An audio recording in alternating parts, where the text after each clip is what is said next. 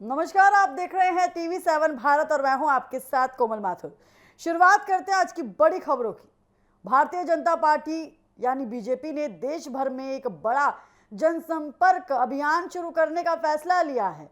यह अभियान 5 जून से 21 जून तक चलाया जाएगा। पार्टी का कहना है कि केंद्र में प्रधानमंत्री नरेंद्र मोदी के नेतृत्व वाली सरकार के 12 साल पूरे होने के मौके पर यह विशेष कार्यक्रम आयोजित किया जा रहा है। बीजेपी नेताओं और कार्यकर्ताओं को निर्देश दिए गए हैं कि वो गांव-गांव और घर-घर जाकर लोगों से संपर्क करें। इस दौरान केंद्र सरकार की उपलब्धियां और जन कल्याणकारी योजनाओं की जानकारी आम जनता तक पहुंचाई जाएगी। पार्टी का उद्देश्य है सरकार के कामकाज और योजनाओं के बारे में लोगों को सीधे जानकारी दी जाए। इस अभियान की खास बात यह है कि बीजेपी नेता हर विधानसभा क्षेत्र में 100 प्रभावशाली मतदाताओं से भी मुलाकात करेंगे। इन इलाकों से सरकार और संगठन के कामकाज को लेकर फीडबैक लिया जाएगा। पार्टी का मानना है कि जनता की राय जानना और उसे संगठन तक पहुंचना बेहद जरूरी है। बीजेपी का कहना है कि यह अभियान 21 जून तक चलेगा। इस दौरान विश्व पर्यावरण दिवस और अंतर्राष्ट्रीय योग दिवस जैसे महत्वपूर्ण कार्यक्रम भी आयोजित किए जाएंगे। पार्टी इन अवसरों पर भी लोगों के बीच पहुंचकर सरकार के संदेश और योजनाओं को प्रचारित करेगी। इस अभियान को लेकर बीजेपी मुख्यालय में एक बड़ी बैठक भी आयोजित की गई थी। बैठक में वरिष्ठ नेताओं और संगठन के पद अधिकारियों ने हिस्सा लिया। बैठक की अध्यक्षता बीजेपी ने राष्ट्रीय अध्यक्ष नितिन नवीन ने की। इस दौरान संगठन की ओर से मजबूत बनने तथा जनता तक पहुंच बढ़ाने की रणनीति पर विस्तार से चर्चा हुई। बैठक में यह भी बताया गया कि राष्ट्रीय जनतांत्रिक गठबंधन यानी एनडीए की सरकार इस समय देश के 22 राज्यों में सत्ता में है। बीजेपी नेतृत्व ने इसे संगठन की मजबूती और जनता के बढ़ते समर्थन का संकेत बताया है। पार्टी के बूथ स्तर पर संगठन को और मजबूत करने का लक्ष्य भी तय किया गया है। इसके साथ ही युवाओं को पार्टी से जोड़ने और उन्हें नेतृत्व की जिम्मेदारी देने की योजना बनाई गई है। महिला सशक्तिकरण को ध्यान में रखते हुए महिलाओं की भागीदारी बढ़ाने पर भी जोर दिया गया है। इसके अलावा अनुसूचित जाति और अनुसूचित जनजाति समुदाय की भागीदारी बढ़ाने की योजना भी तैयार की गई है।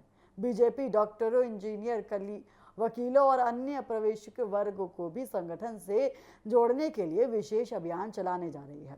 बैठक के अंत में बीजेपी अध्यक्ष नितिन नवीन के कार्यकर्ताओं से अपील की गई है कि वो जनसंपर्क अभियान को पूरी ताकत और समर्पण के साथ सफल बनाएं। उन्होंने कहा है कि बूथ स्तर तक संगठन को मजबूत करना और नए लोगों तक पहुंच बनाना पार्टी की प्राथमिकता है। लेकिन अब देखना यह होगा कि बीजेपी का ये देशव्यापी जनसंपर्क अभियान जनता के बीच कितना असर डालता है और आने वाले समय में इसका राजनीतिक प्रभाव कितना दिखाई देता है।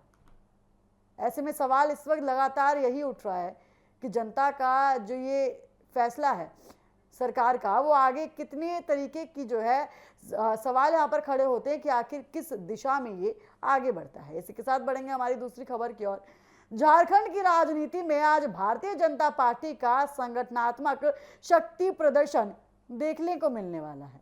भाजपा के राष्ट्रीय अध्यक्ष नितिन नवीन आज से 2 दिवसीय झारखंड दौरे पर हैं। राष्ट्रीय अध्यक्ष बनने के बाद ये उनका पहला झारखंड दौरा है, जिससे पार्टी संगठन के लिए काफी महत्वपूर्ण माना जा रहा है। राजधानी रांची पहुंचने पर नितिन नवीन का पार्टी नेताओं और कार्यकर्ताओं ने जोरदार स्वागत किया। इस दौरे का मुख्य उद्देश्य संगठन को और मजबूत करना, कार्यकर्ताओं के साथ संवाद करना और आगामी राजनीति रणनीति पर चर्चा करने का है। दौरे के पहले दिन नितिन नवीन भाजपा के सांसदों और विधायकों के साथ अहम बैठक करेंगे। इस बैठक में संगठन की स्थिति, राज्य के राजनीतिक हालात और आने वाले कर्मों में लेकर चर्चा की जाएगी। इसके अलावा प्रदेश कोर कमेटी की बैठक वहीं शामिल होगी, जहां पार्टी की भविष्य की रणनीति पर मंथन होगा। रांची में राष्ट्रीय अध्यक्ष नागरिकों और साथ ही संवाद करेंगे। उसके बाद पार्टी का मानना है कि समाज के अलग अलग वर्गों के साथ सीधा संवाद संगठन को मजबूत बनाने में मदद करेगा। इसी उद्देश्य से ये कार्यक्रम आयोजित किया गया है। और दौरे के दूसरे दिन 7 जून को नितिन नवीन बैकोरा जाएंगे। उसके बाद वहां स्थानीय कार्यकर्ताओं और नेताओं से मुलाकात करेंगे। इसके बाद रांची लौटकर जिला अध्यक्षों, जिला प्रभारियों और प्रदेश पदाधिकारियों, सोशल मीडिया टीम और विभिन्न मोर्चे के नेताओं के साथ बैठक करेंगे। भाजपा का कहना है कि इस दौरे का मकसद केवल बैठकों तक सीमित नहीं है, बल्कि बूथ स्तर तक संगठन को और मजबूत बनाना भी है। पार्टी नेतृत्व चाहता है कि कार्यकर्ता अधिक सक्रिय हो और जनता के बीच पार्टी की पहुंच को और भी ज्यादा बढ़ावा दे। राजनीतिक जानकारों का मानना है कि नितिन नवीन का ये दौरा आगामी राज्यसभा चुनाव और संगठनात्मक तैयारियों के लिहाज से भी महत्वपूर्ण है। झारखंड में जल्द होने वाले राजनीतिक कार्यक्रमों और चुनावी चुनौतियों को देखते हुए भाजपा नेतृत्व लगातार सक्रिय नजर आ रहा है। भाजपा प्रदेश इकाई के नेताओं का कहना है कि राष्ट्रीय अध्यक्ष के मार्गदर्शन से कार्यकर्ताओं में नई ऊर्जा का संचार होगा। पार्टी को उम्मीद है कि इस दौरे से संगठन और भी ज्यादा मजबूत होगा और कार्यकर्ताओं का मनोबल जो है वो बढ़ेगा। फिलहाल सभी की नजर नितिन नवीन के इस 2 दिवसीय दौरे पर बनी हुई है और माना जा रहा है कि इस दौरे से झारखंड भाजपा की आगामी रणनीति और संगठनात्मक संदेश दिशा की तस्वीरें जो हैं वो काफी हद तक साफ हो जाएंगी।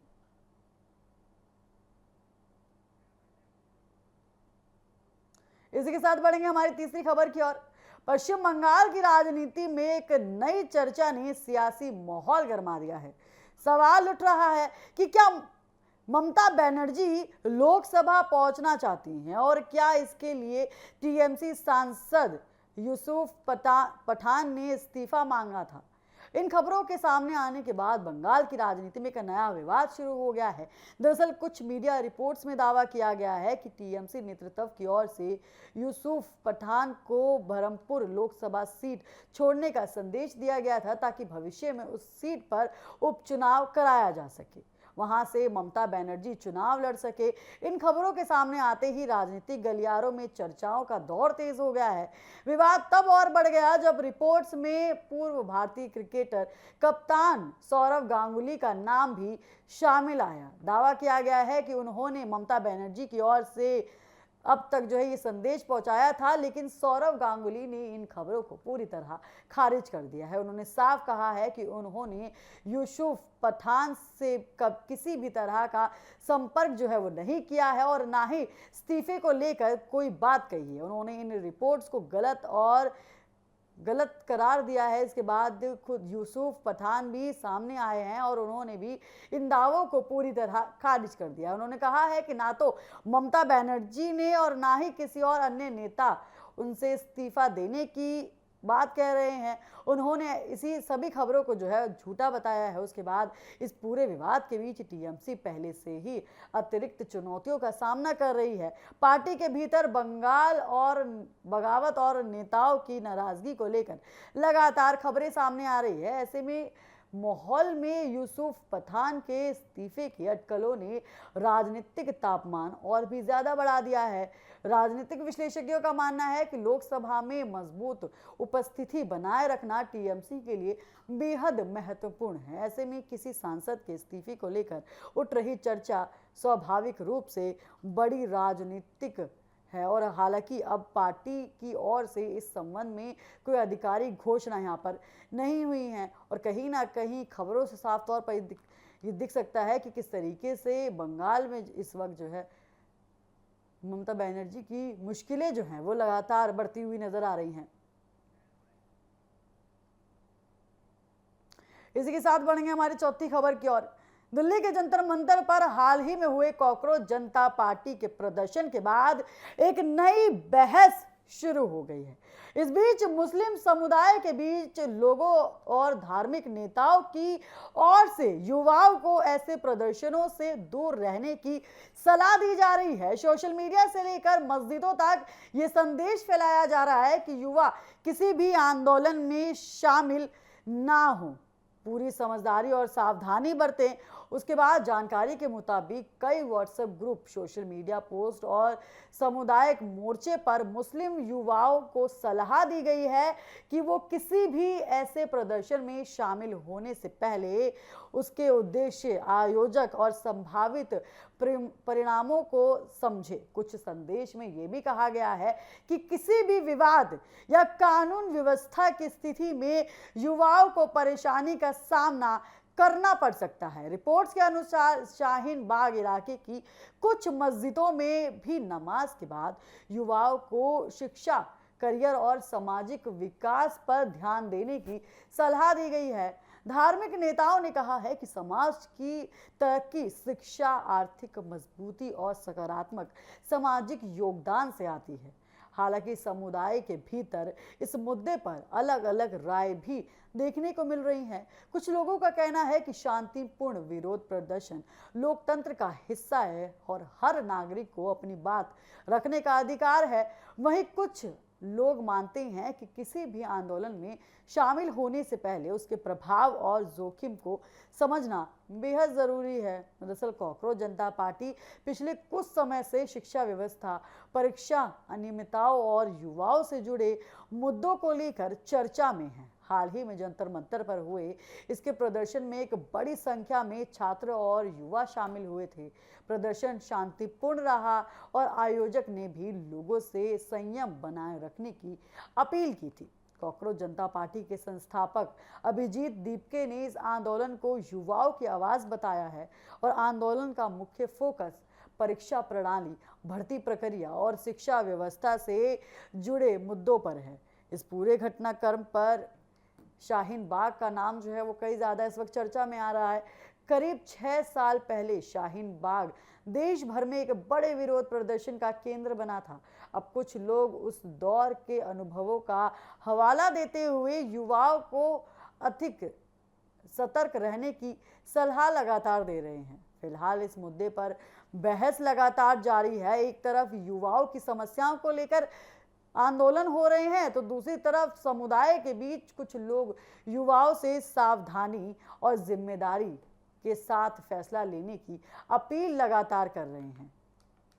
कहीं ना कहीं ये मुद्दा इस वक्त कई ज्यादा सुर्खियां बटोरता हुआ नजर आ रहा है। सोशल मीडिया पर इसकी चर्चा जो है वो कई ज्यादा होती हुई नजर आ रही है। लेकिन अब देखना ये होगा कि आने वाले दिनों में ये चर्चा किस दिशा में आगे बढ़ती है और युवा वर्ग इस पूरे मुद्दे को किस नजरिए से देखता है।